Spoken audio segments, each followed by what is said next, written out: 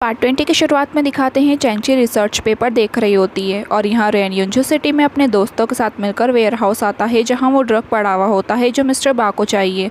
अब वो अपने दोस्तों के साथ मिलकर वेयर हाउस पे खड़े हुए गार्ड से लड़ता है वो ड्रग चुराने के लिए, जिस वजह से उसको बहुत चोट लग जाती है और खून आने लगता है। यहाँ चैंची शिन से पूछती है क्या रैन का फ़ोन आया, तो शिन कहती है नहीं। इसलिए चैंची को चिंता होने लगती है कि इतनी देर हो गई है उसने कॉल क्यों नहीं किया। तो शिन कहती है मैं सब चिंता मत करिए, वो भूले नहीं होंगे। अब चैंची उसके कॉल का थोड़ी देर और वेट करने का सोचती है और सही में रैन भूला नहीं होता और बारिश में भीगते हुए आता है और जल्दी से चैंची को कॉल करता है। इसलिए जैसे रिंग बजती है चैंची जल्दी से फ़ोन उठा लेती है और पूछती है तुम्हें इतनी देर क्यों हो गई कॉल करने में, क्या तुम्हारे साथ कुछ हुआ है। तो रैन कहता है चिंता मत करो, क्या तुम भूल गई मैं यूंजू सिटी में ही बड़ा हुआ हूँ और मेरे साथ मेरे दोनों दोस्त तो हैं। आज बहुत ज़्यादा तेज़ बारिश हो रही है इसलिए मैं कॉल करने में लेट हो गया। तो चैंची कहती है तुम्हें रेस्ट करना चाहिए, तुम अपने दोस्तों को बोल देते मुझे बताने के लिए कि तुम सेफ़ हो। जब भी बारिश होती है तुम्हें अपने पुराने ज़ख्मों की वजह से बहुत दर्द होता है और सही में रैन को बहुत दर्द हो रहा होता है, लेकिन फिर भी वो कहता है मैं बहुत पहले ही ठीक हो चुका हूँ, अब मुझे दर्द नहीं हो रहा। तो चैंची कहती है मुझे तुम्हारी बॉडी पर लगा हुआ हर एक ज़ख्म पता है, बारिश होने पर हमेशा तुम्हें दर्द होता है। हमने एक दूसरे से प्रॉमिस किया है कि हम एक दूसरे को सब कुछ बताएंगे। तो रैन कहता है तुम बहुत स्मार्ट हो, मैं तुमसे कैसे कुछ छुपा सकता हूँ, चिंता मत करो सब कुछ ठीक है। फिर रैन पूछता है क्या मिस्टर बा ने तुम्हें परेशान तो नहीं किया। तो चैंची कहती है नहीं मैं ठीक हूँ। फिर रैन कहता है मैं तुम्हें बहुत मिस कर रहा हूँ। तो चैंची रोते हुए कहती है मैं भी तुम्हें बहुत मिस कर रही हूँ। तो रैन कहता है मेरा वेट करना। फिर चैंची बताती है अगर उसे ज़्यादा दर्द हो तो उसने उसके लिए मेडिसिन बना के उसके बैग में रखी है। अब रैन से और ज़्यादा दर्द सहन नहीं हो रहा होता तो वो चैंची से कहता है मैं समझ गया, रात ज़्यादा हो गई है, तुम सोने चले जाओ। इसलिए अब चैंची गुड बाय कहकर फ़ोन कट कर देती है और यहाँ रैन बेहोश हो जाता है। नेक्स्ट दिखाते हैं रैन अपने हाथों पे पट्टी बांध रहा होता है, तभी उसके दोस्त आके बताते हैं हमने सारा माल शिप पे रखवा दिया है, तुम तांगचेंग जाओ, हम सब यहाँ पीछे संभाल लेंगे। रैन कहता है मेरी हेल्प करने के लिए थैंक यू। तो उसके दोस्त कहते हैं फॉर्मल होने की ज़रूरत नहीं, हम तीनों भाई हैं। उसके बाद वो दोनों शिप का ध्यान रखने के लिए वहाँ से चले जाते हैं। अब रैन अपनी चोट पर मेडिसिन लगा रहा होता है तभी वहाँ हाउंड आता है।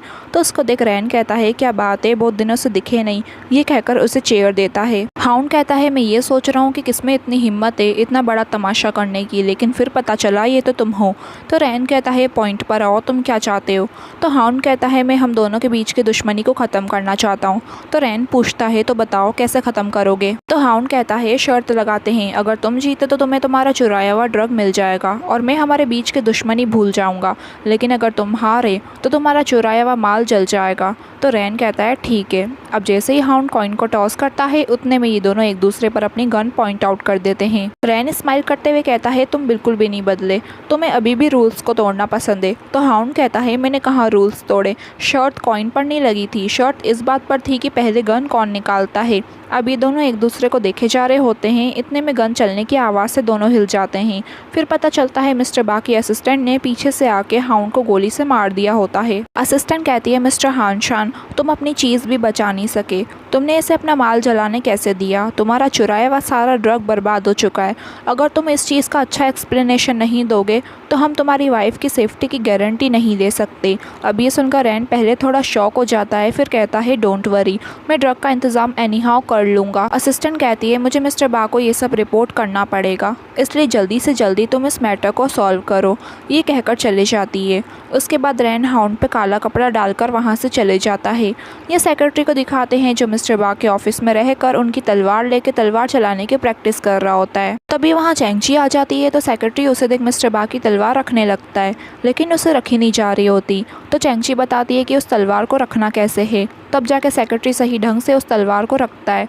उसके बाद चैंची उसे अपना बनाया हुआ प्रोडक्ट देती है और कहती है कि ये सैंपल है, इसे मिस्टर बा को दे देना। ये कहकर जाने लगती है तो सेक्रेटरी उसे रोक देता है और कहता है मैंने सुना है तुमने यूंजू सिटी जाने के लिए टिकट खरीदी है, तुम वहाँ क्यों जा रही हो, क्या तुम रैन के साथ भागने का सोच रही हो। तो चैंची कहती है मैं तुम्हें याद दिला दूँ, मिस्टर बा ने ये नहीं कहा कि मैं तांगचेंग छोड़ नहीं सकती, उन्होंने ये कहा जब तक मेरा मिशन कंप्लीट नहीं हो जाता तब तक मैं तांगचेंग से नहीं जा सकती, और मैंने तुम्हें अपना सैंपल दे दिया है, मतलब मेरा मिशन कंप्लीट हो चुका है। तो सेक्रेटरी कहता है मुझे घुमाने की कोशिश मत करो, मिस्टर बा ट्रिप पर गए हैं तो तुम लीडर बन रही हो, है ना, मैं तुम्हें बता दूं 1 हफ्ता। इसके आगे चैंची कहती है मैं तुम्हें छोटी सी टिप देती हूँ, तुमने तलवार थोड़ी सी टेढ़ी रखी है, अगर मिस्टर बा को पता चल गया कि किसी ने उनकी तलवार को छुआ है तो तुम सोच लो तुम्हारा क्या हाल होगा। अब सेक्रेटरी भीगी बिल्ली बनते हुए कहता है, हम दोनों बहुत देर से बात कर रहे हैं, तुम्हारी ट्रेन मिस न हो जाए, तुम जाओ। अब चैंची वहाँ से चले जाती है और सेक्रेटरी जल्दी से उस तलवार को सही करता है। यह रैन को दिखाते हैं जो अपने दोस्तों के साथ बैठा होता है। उसके दोस्त कहते हैं ये हमारी गलती है कि हम दोनों ने हाउंड के आदमियों पे नज़र नहीं रखी और हमारा सारा माल जल गया। तो रैन कहता है इसमें तुम दोनों की कोई गलती नहीं है, तुमने टाइम पे थोड़ा सा माल जलने से बचा लिया, उतना ही काफ़ी है मेरे लिए। और श्यांग फैमिली के पास तो वो चुराया हुआ ड्रग है ही, तो तुम दोनों परेशान मत हो। और अब रात हो गई है, जाओ सोने जाओ और अपनी चोट पर मेडिसिन लगाना मत भूलना।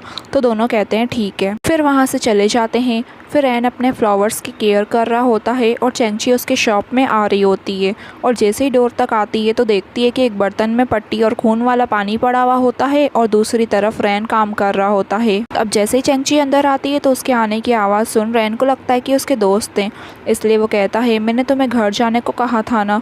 अब जैसे ही चैंची पास आती है तो रैन को ऐसा लगने लगता है कि उसके पीछे चैंची खड़ी है, इसलिए वो इमोशनल हो जाता है और उसकी आंखों से आंसू आने लगते हैं। लेकिन वो अपने आंसू पोंछकर पीछे मुड़ता है और स्माइल करते हुए कहता है क्या तुम मुझे देखने आई हो? इतनी ठंड है, तुमने इतने कम कपड़े क्यों पहने हैं? लेकिन चैंची उसके हाथ की चोट देख उसकी चिंता करने लगती है और कहती है तुम इतने केयरलेस क्यों हो? तुमने कहा सब ठीक है, तुमने प्रॉमिस किया था ना तुम कुछ भी मुझसे नहीं छुपाओगे, तुम्हारे सारे शरीर पर चोट लगी हुई है, तुम बिल्कुल भी ठीक नहीं हो, मुझे तुम्हारी चोट देखने दो। लेकिन चैंची को चुप करवाने के लिए रैन उसके फॉरहेड पर किस कर लेता है, जिससे तो वो एकदम चुप हो जाती है। फिर रैन कहता है चिंता मत करो, मैं इतनी जल्दी मरने वाला नहीं। अब चैंची ऐसे कुछ और कहती है, इससे पहले ही रैन उसे किस कर लेता है और उसे फिर चुप करवा देता है। फिर रैन पूछता है तुम्हें पता है मैंने तुम्हें लाल फूल क्यों भेजे हैं? तो चैंची कहती है नहीं। फिर रैन पूछता है क्या तुम्हें लाल फूल का मतलब पता है? तो चैंची कहती है इसका मतलब मैं तुमसे बहुत प्यार करती हूँ। तो रैन कहता है मैं भी तुमसे बहुत प्यार करता हूँ। फिर रैन चैंची को जल्दी से उठा के टेबल पर बिठा देता है और उसे किस करने लगता है। फिर दोनों ही एक दूसरे को किस करने लगते हैं और यहीं से इनका रोमांस शुरू हो जाता है। फिर नेक्स्ट सीन में दिखाते हैं कि ये दोनों कपड़े वगैरह पहनकर आ जाते हैं। चैंची कहती है मुझे डर है कि तुम्हारा हाल पहले जैसा न हो जाए। तो रैन कहता है अब हम तांगचेंग में नहीं है तो हम इस बारे में बात नहीं करते हैं, ठीक है? फिर चैंची कहती है जब ये सब खत्म हो जाएगा तब हम दोनों एक जगह जाकर शांति की ज़िंदगी जिएंगे। मैं वहाँ क्लिनिक खोलूँगी और डॉक्टर बनकर सबको ठीक करूँगी। जब हमारे पास टाइम होगा हम अपने बच्चों को पियानो और डांस भी सिखाएंगे, ठीक है? तो रैन कहता है जो तुम कहो। उसके बाद ये दोनों एक दूसरे को हक कर लेते हैं। फिर नेक्स्ट सीन में दिखाते हैं मिस्टर बा के भी ऊपर पोजीशन पर एक आदमी होता है जिसका नाम मिस्टर काई होता है और वो मिस्टर बा से कहता है तुमने कुछ टाइम से बिल्कुल भी प्रॉफिट नहीं करा है और तुमने बहुत सारे क्लाइंट्स खो दिए हैं जो मैंने तुम्हें दिए थे। तो मिस्टर बा कहता है आप चिंता मत करिए, मुझे एक अच्छा क्वालिटी प्रोडक्ट मिल गया है, इस बार हमारे साउथ एशिया के बड़े क्लाइंट्स बहुत खुश होंगे। तो मिस्टर काई कहता है ठीक है मैं गुड न्यूज़ का वेट करूँगा। ये कहकर चले जाता है। नेक्स्ट सीन में दिखाते हैं जैसे ही अगले दिन चैंची और रैन घर आते हैं तो घर पूरा का पूरा बिखरा हुआ होता है, जिसे देखकर तो ये दोनों परेशान और शॉक हो जाते हैं और जल्दी से घर के अंदर जाते हैं। अंदर मिस्टर बा और सेक्रेटरी दोनों आए होते हैं और मिस्टर बा चुराए हुए ड्रग का पता लगाने के लिए हाओ को बहुत मार खिलवाता है सेक्रेटरी से, ताकि रोलान उसे दर्द में देखकर मिस्टर बा को चुराए हुए ड्रग का पता बता दे। लेकिन रोलान फिर भी अपनी बात पर टिकी होती है और इन सब बातों से अनजान बनने का नाटक करती रहती है और बार बार हाओ को छोड़ने को कह रही होती है। अब रोलान अपना मुंह नहीं खोल रही होती तो मिस्टर बा हाओ को डंडे से मारने का ऑर्डर देता है। अब जैसे ही सेक्रेटरी डंडे से मारने जाता है तभी वहाँ रैन आके वो डंडा पकड़ लेता है और सेक्रेटरी के हाथ पर मार के वो डंडा गिरवा देता है और मिस्टर बा से पूछता है आप ये क्या कर रहे हैं? तो मिस्टर बा कहता है मेरी असिस्टेंट ने बताया कि यूंजू सिटी में तुम्हें जो भी ड्रग मिला वो जल गया है, तुमने सही में मुझे डिसअपॉइंट कर दिया, इसलिए मैं अपने हिसाब से सब फिक्स करूँगा। तो रैन कहता है मैं यहाँ प्रॉब्लम सॉल्व करने ही आया हूँ, आप इनको जाने दो, मैं इस चीज़ के लिए रिस्पॉन्सिबल हूँ। तो मिस्टर बा कहता है ठीक है मैं तुम्हारी फैमिली को जाने देता हूँ, लेकिन फिर चैंची से पूछता है क्या तुम प्रोडक्ट उस ड्रग के बिना बना पाओगी? तो चैंची साफ साफ मना कर देती है। फिर मिस्टर बा रैन से कहता है देखा तुम्हारी वाइफ मना कर रही है तो मैं क्या कर सकता हूँ। फिर मिस्टर बा रैन को चाकू देते हुए कहता है तुम्हारी आंट बता नहीं रही कि जिमिन फार्मा का ड्रग कहाँ है, क्यों ना तुम मेरी मदद करो उसका मुँह खुलवाने में। तो आंट रैन से पूछती है तुमने क्या किया है और ये लोग कौन है?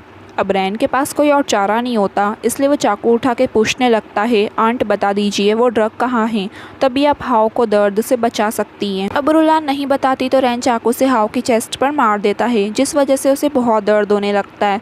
तभी 1 महीने पहले का सीन दिखाते हैं। हाओ रैन को बुला के अकेले में बात करता है और बताता है मेरे फादर ने बचपन से मुझे सिखाया है कि बड़े होकर मुझे शियांग फैमिली को प्रोटेक्ट करना है, लेकिन जब से आप आए हैं तब से मैंने रियलाइज़ करा है कि सिर्फ ताकत और लड़ाई ही काफ़ी नहीं होगी। मैं आपके जैसा बनना चाहता हूँ और मीनिंगफुल चीज़ें करना चाहता हूँ। तो रैन कहता है जो रास्ता तुम चूज़ कर रहे हो वो बहुत डेंजरस है। तो हाओ कहता है मैं जानता हूँ, जब से मैंने आपके लिए काम करना शुरू किया है तब से मैंने रियलाइज़ किया है कि मैं अपना बेस्ट देना चाहता हूँ और लोगों को प्रोटेक्ट करना चाहता हूँ। मिस्टर बा और डैंग जैसे लोग हमारी कंट्री और लोगों को धोखा दे रहे हैं, मैं आपके साथ मिलकर उनको ख़त्म करना चाहता हूँ। तो रैन कहता है हाओ अगर तुम ये रास्ता चूज़ करते हो तो तुम पीछे नहीं हट सकते फिर। तो हाओ कहता है मैं कभी पीछे नहीं हटूंगा और यहीं से ये दोनों हाथ मिला लेते हैं। फिर प्रेजेंट में दिखाते हैं रोलान रैन पर चिल्ला रही होती है क्या तुम पागल हो गए हो, और हाओ को दर्द में देख परेशान होने लगती है। हाओ रैन से कहता है मैं आपके बारे में गलत था, मुझे डायरेक्ट मार दो। ये कहकर वो रोलान की तरफ इमोशनल होते हुए देखता है। अब रैन उसे सॉरी बोलकर जैसे ही मारने चाहता है तो रोलान एकदम से उसे रोक देती है और मिस्टर बा से कहती है मैं वो ड्रग देने को तैयार हूँ, लेकिन तुम हाओ को जाने दो। फिर सेक्रेटरी जो उस पर गन पॉइंट आउट करके खड़ा हुआ होता है, रोलान उसकी गन पकड़ कर कहती है हिम्मत हो तो मारो मुझे, लेकिन वो तो यूं ही डर जाता है। उसके बाद रोलान वही चाकू लेके गुस्से में रैन को मारने जाती है तो चैंगची बीच में आ जाती है। अब उसे देख रोलान रुक जाती है, लेकिन फिर चैंगची को साइड कर रैन को बहुत तेज वाला थप्पड़ मार देती है और चिल्लाकर कहती है अब से तुम हमारी फैमिली नहीं हो, यहाँ से निकल जाओ। और मिस्टर बा को धमकी देती है कि अगर अब तुम दोबारा इधर आए तो मैं कसम खाती हूँ मैं अपने साथ साथ तुम्हें भी मार डालूंगी। लेकिन मिस्टर बा को तो कोई फ़र्क नहीं पड़ता और इसी मोमेंट पर ये पार्ट पूरा होता है गाइस।